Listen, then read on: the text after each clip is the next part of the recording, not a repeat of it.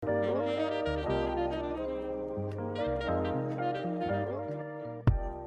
everybody, and welcome back to the John Schofield Trust Podcast, a space for early career, aspiring, and working journalists to get advice and insights into the industry.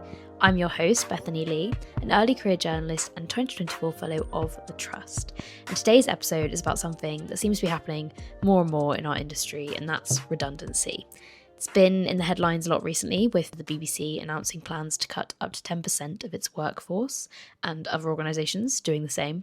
So I wanted to do an episode on this because I think it's really important to talk about the realities of our industry as much as it's important to share the good bits and the inspiring tips. This episode is full of voice notes from people who have experienced redundancy, with many sharing how they bounced back or dealt with it. And we're starting, actually, with me, because I have had my own experience of redundancy. After graduating, I job hunted for a few months and I got a role in B2B journalism as an editorial assistant. And 10 months into the role, I was enjoying it, getting nothing but positive feedback, had passed my probation, and then a week before Christmas, my role was scrapped and I was made redundant very suddenly. And it was a big shock and something that I perhaps naively didn't really anticipate happening so early in my career. And I honestly just went into fight or flight mode. And after an evening in tears, I immediately started the search for freelance work and full-time roles. And luckily, I managed to land enough freelance work to see me through until I started a new role in February. And looking back now, it taught me a lot, and I'm definitely stronger for it, and I'm in a better role, but I would still never wish it on anyone. And I have two main pieces of advice. The first thing is what everybody told me, which is do not let it knock your personal confidence. My second piece of advice, maybe more practical, would be to write a list of your options. So I wrote a list of every person that I could think of in the industry that I felt comfortable reaching out to tell them about this, or to ask for freelance shifts, or just to ask them to keep an eye out for opportunities. And I slowly started reaching out to them. It's also a good lesson that even if you have a job, don't stop networking and nurturing connections. I was only a year into my career, but because of other work I'd been doing and things like the Trust, I felt like I had a network and industry contacts to reach out to. The bottom line from me, and I think across the voice notes you're about to hear, is if you can, just keep going. It's so valid to feel disheartened or knocked by something like this, and every situation is different, but it's something that a lot of people, as you're about to hear, face and get through. So yeah, let's jump into the voice notes. Hi, my name's Louise Ridley, and I'm an editor and consultant who's worked at the BBC, HuffPost, BuzzFeed, Business Insider, and The Female Lead. I've been made redundant 3 times, once from my very first editorial job at a charity a long time ago, and twice more recently from senior roles over the last 10 years, including 2 of my best jobs. I wouldn't say it gets easier, but I've definitely become more resilient and better understand the process each time. My 4 biggest pieces of advice are, firstly, remember this is a very common experience in our industry. I've met many people who've been made redundant multiple times, and it's not shameful. In fact, it's something you can learn from and even bond over with other people. Try not to judge your experience in a role by how it ended. Talking openly to people really helped me both in finding work and in feeling better eventually. Number 2 is it's not you personally being made redundant, it's your role. And if you can try and separate those things, that can be really helpful. Remember that companies are thinking about structure, cost, and the bigger picture when they're making these decisions. So it's often not a reflection on you or your role. As journalists in particular, our work is really tied to our identity, but try and separate that from a process that isn't personal. Be kind to yourself and focus on what you do well, because it can be a really difficult emotional experience. Number 3, you can choose how much you engage in the redundancy process. And I think this is something I found really difficult through these experiences. It's a really formal process that can feel quite cold when it's people you might have worked with for a long time more intimately. There's lots of options to attend meetings or suggest alternatives to your possible redundancy. You can choose to put energy into that, or you can just focus on what comes next and not attend meetings. Whatever feels right for you is fine. In my experience, it's quite rare to change the outcome once you're in a consultancy, but of course it's not impossible. And finally, try to learn from it. I know that sounds cheesy and difficult, but you will long term. Early in my career, I really didn't pay much attention to the business side of journalism and sort of where the money was made and how well a company I was working in was actually doing. Because as we know, we're really encouraged to think of journalism as separate from the commercial reality, or certainly we were a long time ago. But understand that if you understand how the business works, you can spot when cuts might be coming and prepare for them, or just look around for other alternatives. That's something I wish I had known, because the signs are often there in a company if they're going to make cuts soon. It's also a chance to reflect on what you value in a workplace and in a job, and carry that forward as you move forward in your career. I'm very open to being approached on LinkedIn. I'm Louise Ridley, so please feel free to send me a message if you want to chat. Good luck.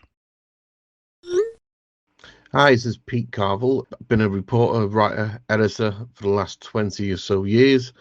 I've been laid off, frankly, more times than I can count. My first layoff, probably the most decisive, was back in 2009 from Incisive Media. I've been working as a reporter on one of its insurance magazines, and it was not just me, it was basically everyone at my level within the company. So what I did that day, and because I didn't have rich parents or money to fall back on, or really much of a support network in London where I was living, was I just went freelance. And that would be my advice to anyone going through redundancy at this point, is don't wait for a job to come up for you. What you should do is just go out and find work, and just do any work that you can. I did shifts, I wrote features, I did copywriting, I hosted webcasts on insurance when I needed to, because you have to keep moving and you have to keep adding to your CV. And one of the worst things you can do at this time, one is think it's about you, because it's not really. A lot of the time it's not about you, it's about the business that we're in. And the second thing you have to do is you can't have any vanity about the work that you take on. Sometimes you just have to pay the bills. Don't be sniffy about the work, don't be vain about what it means for you. Just know that you're gonna have to start working again. But once you start looking for work, once you start working, once you start showing people what you can do and doing it in different places, like, life gets easier, and the job hunt will get easier as well. Good luck, God bless. I'll see you up the road. Hello, my name's Laura Hendry, and I'm a senior journalist on the Today programme at BBC Radio 4. I'm a John Schofield Trust Fellow, and I was on the mentoring scheme back in 2021. My advice to anybody going through redundancy right now, or at risk of redundancy, would be, don't worry, it's all going to work out. And I know that because I've been through it myself. I started my career in broadcasting in 2019, freelancing at the BBC across different Radio 4 programmes. But in 2020, I was really thrilled to get my first staff job and contract working as a producer for NBC News. I was hired for what was going to be a new international news channel as a collaboration between NBC in the US and Sky in the UK. But we all started those roles at the beginning of 2020, and we know what happened in 2020. The world massively changed. The pandemic really changed the world of work for a lot of people. And unfortunately, it meant the project that around 60 of us had been hired for was shelved, which meant that everybody that had been hired for the project was made redundant from those roles. I do remember going through that redundancy process, and it felt really stressful, scary. I remember thinking and saying to my friends, I feel like I'm not going to work again, particularly when it's sort of so early on in your career. But thankfully, that wasn't the case, and I did go on to work again. As soon as my contract with NBC ended, I started picking up a lot of freelance work. I went back to Radio 4, started picking up shifts at Times Radio. I did a bit of freelance podcast production work, and in between all of that, I was applying for jobs, one of which I eventually got. So I think another piece of advice I'd give to people who are going through redundancy would be, don't be afraid to talk about it, and to talk about it publicly. I remember doing a post on LinkedIn when I found out I was being made redundant from my role at NBC, and I was really touched by how many people got in touch with me to offer support and to say, if you're looking for freelance work, here's who you can contact. Don't worry, there's going to be stuff out there. And that did eventually lead to me picking up more work. So that was a really useful thing to see how many people are willing to support you, and there are some really, really good supportive people in the industry.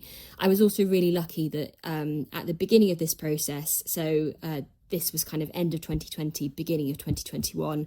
That's when I got accepted onto the John Schofield Trust mentoring scheme. And I was really, really grateful to have a sounding board in my mentor, James, for that year of 2021, when I'd just gone through redundancy and was then looking for other jobs. But I think my kind of takeaway would be, it's a really scary and unsettling time. But fundamentally, I learned so much from that process. I found out that I can be really, really resilient. And ultimately, there are really good people who are out there who are willing to help you. My name's John Johnston. I'm head of audio and video at FT Specialist. My redundancy didn't get off to the best start. We were asked to join a town hall meeting via Zoom with the password "Spring is coming," which was a bit of gallows humour.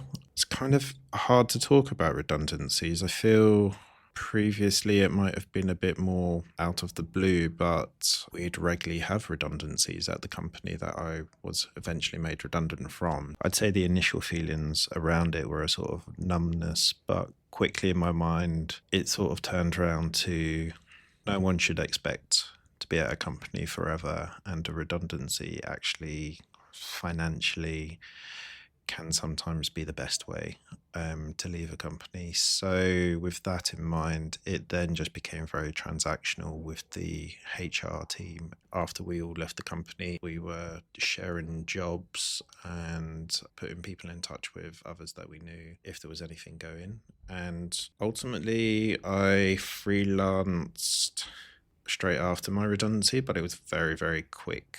I found myself in a new role. I think overall my message around redundancy would be to keep your head and try and keep the emotions out of it as best you can, particularly when you're negotiating with the company that's trying to make you redundant.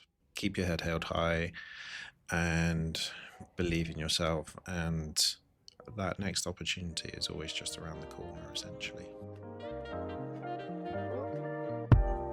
Thank you for tuning in to the John Schofield Trust podcast. For more episodes, make sure to follow us. Or if you want to know more about the Trust, head to www.johnscofieldtrust.org.uk and follow us on Instagram at John Schofield Trust. See you next time.